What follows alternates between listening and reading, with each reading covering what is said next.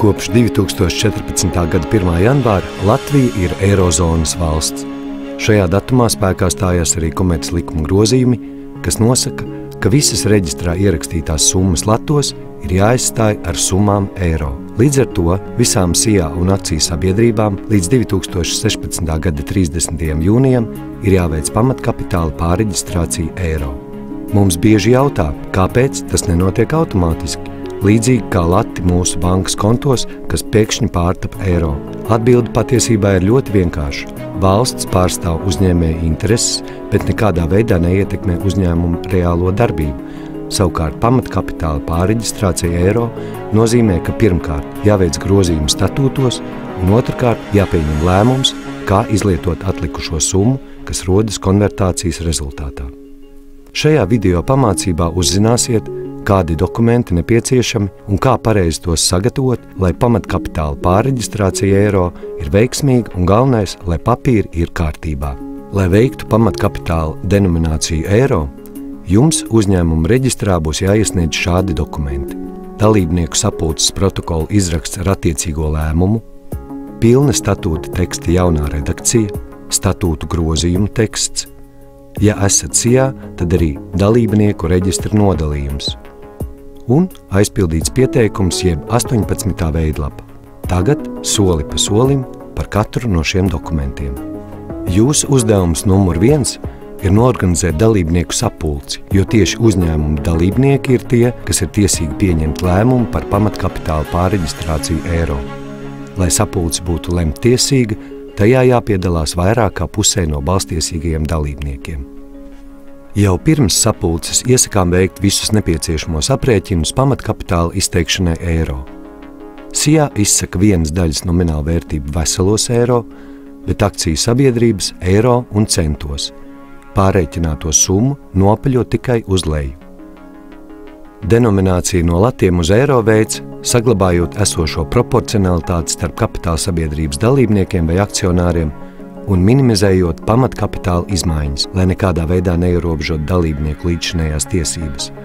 Savukārt uzņēmuma pamatkapitāls pārreģistrācijas gadījumā nedrīkst samazināties vairāk par 1,6%, bet mazkapitāla SIA par 30%.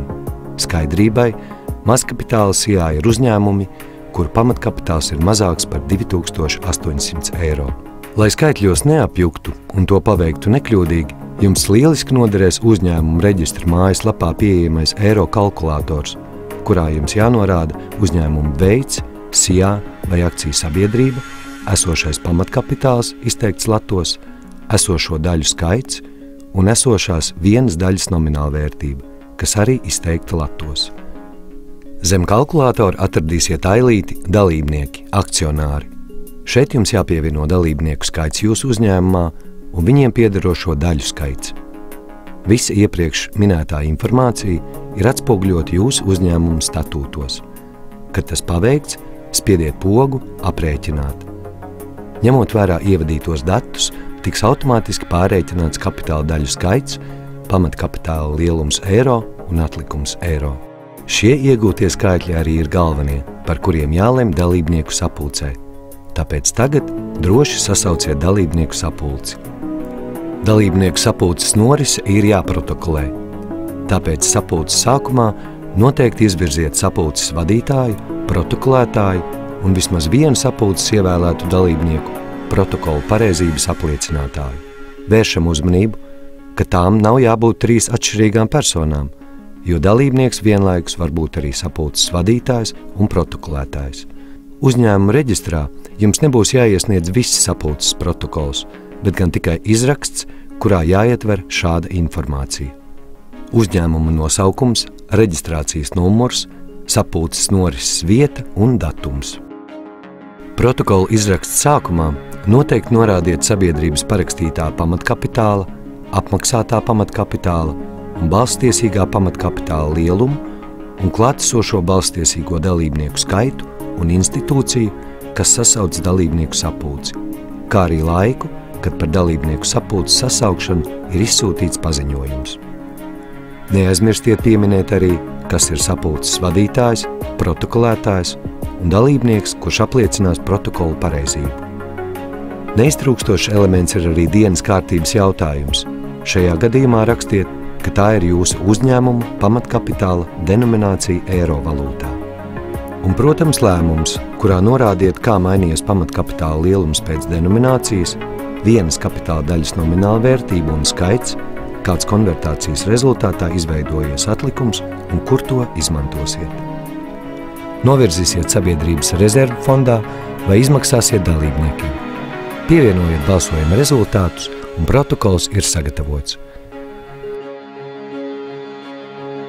Dalībnieku sapulces protokolu paraksta sapulces vadītājs, protokolētājs un viens ievēlēts dalībnieks.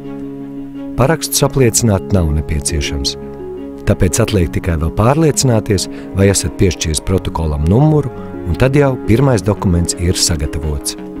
Uzņēmuma reģistrā jums noteikti ir jāiesniedz arī pilna statūtu teksta jaunā redakcija.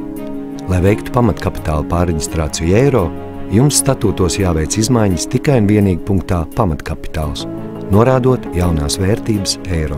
Ja gadījumā statūtos pie citiem punktiem minētas summas latos, arī tās izsakiet eiro, neveicot citas izmaiņas. Šim pakalpojumam netiek piemērota valsts nodeva, proti pamatkapitāla pārreģistrācijas process ir bezmaksas pakalpojums, tomēr tas neatiecas uz citām izmaiņām. Protams, ja vēlaties veikt statūtos papildus izmaiņas, dariet to, taču ņemiet vērā, ka šo izmaiņu reģistrēšana būs jāapmaksā saskaņā ar noteiktajām valsts nodevām un jāapliecina paraksti. Jauno statūta redakciju ir jāparaksta uzņēmuma valdei un personām, kas parakstījuši dalībnieku sapulces protokolu. Tātad arī sapulces vadītājam, protokolētājam un vienam ievēlētam dalībniekam. Ja papildus izmaiņas nav veiktas, tad paraksti jāapliecina nav. Nu ko, 2 dokumenti jau ir kārtībā. Papildus statūtu jaunajai redakcijai jums noteikti jāiesniedz arī statūtu grozījuma teksts, kurā jānorāda grozītā punktu aktuālā redakcija. Tātad jaunais teksts, kurā tagad skaitliskās vērtības minētas eiro valūtā. Sagatavojot statūtu grozījumus, norādiet sabiedrības nosaukumu un datumu. Statūtu grozījumi ir jāparaksta uzņēmuma valdei atbilstoši pārstāvības tiesībām, un arī šajā gadījumā paraksta nav notariāli jāapliecina.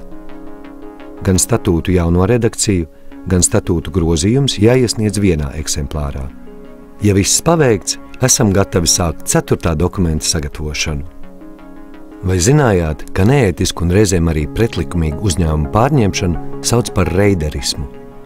Visiekārojamākie reiderismu upuri parasti ir uzņēmumi, kam pieder dažādas vērtības, piemēram, zeme, ēkas, nauda bankas kontos. Diemžēl reiderisms ir realitāte arī Latvijā. Tāpēc, lai to ierobežotu un aizstāvētu Latvijas uzņēmēju tiesības, tika pieņemti komerclikuma grozījumi, kuri stājās spēkā 2013. gada 1. jūlijā. Šie grozījumi paredz vairākas būtiskas izmaiņas, tostarp dalībnieku reģistrā. Tagad SIA jāiesniedz dalībnieku reģistra nodalījums. Dalībnieku reģistra nodalījums nepieciešams arī, lai veiktu pamatkapitāla pārreģistrāciju eiro. Dalībnieku reģistra nodalījuma veidlapu meklējiet uzņēmuma reģistra mājaslapā un izvēlieties savam SIA atbilstošo.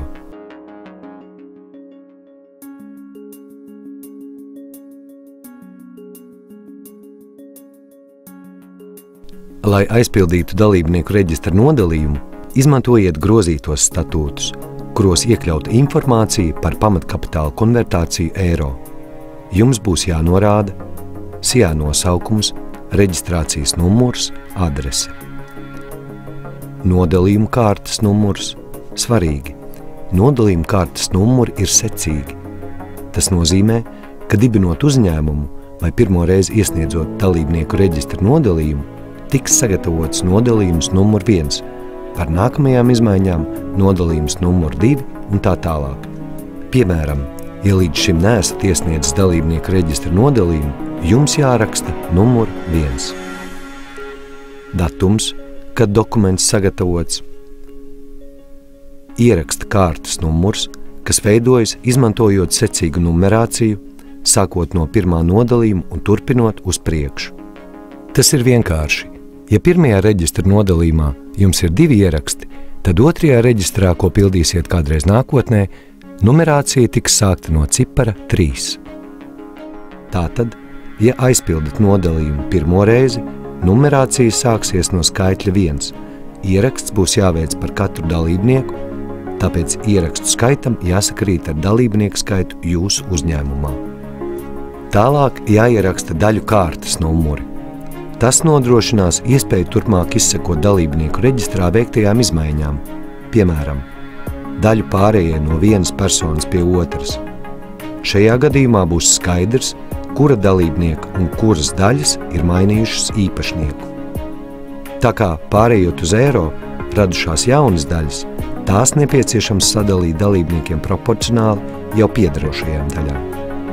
Piemēram, ja uzņēmumā ir 2 dalībnieki un līdz šim personai A piederēja no 1. līdz 100. daļai, bet personai B no 101. līdz 200. daļai, tad tagad viņiem jāsadala arī jaunās 2 daļas. Pareizāk būtu, ka A daļu kārtas numuri paliek jau esošie, proti no 1. līdz 100. daļai, kurām klāt vēl tiek pievienota 201. daļa. Savukārt personas B numuri būtu jau esošās 101. līdz 200. daļa, kurai klāt tiek pievienota vēl viena 202. daļa. Svarīgi! Nereti uzņēmēji vēlas sakārtot kapitāla daļu numerāciju pēc kārtas, taču atcerieties, ka nedrīkst automātiski personai A pierakstīt personas B daļas, kā varbūt gribētos. Jaunradītās daļas noteikti ir jāpievieno atsevišķi. Ailītē ziņas par dalībniekiem fiziskajām personām par sevi ir jānorāda vārds, uzvārds, personas kods, adrese. Ja nav Latvijas personas koda, jānorāda dzimšanas datums, personu apliecinoša dokumenta numurs, izdošanas datums, valsts un institūcija, kas dokumentu izdevusi, adrese. Juridiskajām personām jānorāda nosaukums, reģistrācijas numurs un juridiskā adrese. Dalībniekam piederošo daļu skaits un vienas daļas nomināla vērtība jāieraksta saskaņā ar statūtos norādīto. Šie ir tie paši skaitļi, kurus ieguvāt veicot konvertāciju, ko ierakstījāt protokolā, statūtu grozījumos un jaunajos statūtos. Ailītē daļu apmaksas stāvoklis jums jānorāda pamatkapitāla apmaksas datums, ja iesniedzat 1. reģistra nodalījumu. Ja iesniedzat jau 2. vai 3. nodalījumu, vai jau iepriekš ir iesniegts dalībnieku reģistrs, kurā jau ir norādīts daļu apmaksas datums, tad norādiet apmaksāts. Ja pamatkapitāla apmaksu vēl neesat veicis, norādiet apmaksas termiņu. Dalībnieku reģistra nodalījumu var parakstīt sabiedrības valdes priekšsēdētājs vai valdes pilnvarots valdes loceklis, šajā gadījumā noteikti jāpievieno pilnvara vai visi valdes locekļi. Pievērsiet uzmanību! Ja iesniegtais dalībnieku reģistra nodalījums ir jūsu pārstāvētās sabiedrības 1. dalībnieku reģistra nodalījums, ko iesniedzāt uzņēmumu reģistrā, paraksti uz šī dokumenta jāapstiprina notariāli. Ja tas nav 1., tad paraksti jāapliecina nav. Bet ņemiet vērā, tas attiecas tikai uz gadījumiem, kad tiek veikta pamatkapitāla pārreģistrācija eiro. Par dalībnieku reģistra nodalījuma iesniegšanu nav jāmaksā, taču jārēķinās ir ar samaksu par parakstu apliecināšanu uz dalībnieku reģistra nodalījumu. Jūs varat izvēlēties vienu no 3 parakstu apliecināšanas variantiem – pie zvērināta notāra, pie uzņēmuma reģistra valsts notāra vai sastādot dokumentu elektroniski un parakstot ar drošu elektronisko parakstu. Kā pēdējais, bet ne mazāk svarīgais dokuments ir pieteikums izmaiņām jeb 18. veidlapa, kuru varat atrast uzņēmuma reģistra mājaslapā. Starp citu, tur pieejams arī veidlapas aizpildīšanas paraugs, kas arī var lieti noderēt. Atverot veidlapu, iespējams modīsies satraukums, tomēr mieru, tikai mieru. Šī veidlapa tiek iesniegta ļoti daudz un dažādu izmaiņu gadījumos, tāpēc, lai veiktu pamatkapitāla pārreģistrāciju eiro, jums būs jāaizpilda vien daži veidlapas punkti. Norādiet veidlapas aizpildīšanas datumu un vietu. Ja veidlapa aizpildāta rokrakstā, burtiem jābūt skaidri salasāmiem un vēlams drukātiem. norādiet savu uzņēmuma reģistrācijas numuru un nosaukumu. Pie punkta numuru 2 par grozījumu būtību jums jāatzīmē 3 no piedāvātajiem variantiem. Izmaiņas statūtos, izmaiņas dalībnieku reģistrā, šo atzīmē tikai SIA, pamatkapitāla izmaiņas pārējai uz eiro. Kad tas paveikts, dodieties pie punkta 3.8.1. Un jā, lapas, kas palika neaizpildītas, tieši tā tam arī jābūt. 3.8.1 punktā jums jānorāda kopējais pamatkapitāla lielums un vienas daļas nomināla vērtība, izteikti eiro. Šiem skaitļiem jāsakrīt ar skaitļiem, ko minējāt jau protokolā, statūtos un statūtu grozījumos. Parakstītā un apmaksātā pamatkapitāla summas atšķirsies vien gadījumā, ja daļu no pamatkapitāla neesat vēl apmaksājis. Nākamais punkts ir punkts numur 5. Šeit jums jānorāda visi papildus iesniedzamie dokumenti, un tie ir 4. Pirmais – dalībnieku sapulces protokola izraksts. 2. Pilna statūta teksta jaunā redakcija, vienā eksemplārā, miniet arī kopējo lapu skaitu. 3. Statūtu grozījumu teksts, vienā eksemplārā, norādiet arī kopējo lapu skaitu. 4. Dalībnieku reģistra nodalījums, vienā eksemplārā, arī šeit norādiet kopējo lapu skaitu. Un tagad vēl tikai 6. punkts – paraksti. Veidlapu paraksta valde, ievērojot pārstāvības tiesības. Apsveicam! Dokumenti sagatavoti, atliek vien tos iesniegt. Izvēlieties sev ērtāko veidu. Dodieties uz kādu no 9 uzņēmuma reģistra klientu reģionālajām nodaļām pēc piekritības. Sūtiet dokumentus ar pasta starpniecību, iesniedziet dokumentus elektroniski portālā www.latvija.lv vai sūtiet tos parakstītus ar drošu elektronisko parakstu uz e-pasta adresi info@ur.gov.lv. Papildus informāciju noteikti atradīsiet mūsu mājaslapā www.sakārtopapīrus.ur.gov.lv. Uzņēmēji, sakārto papīrus jau šodien!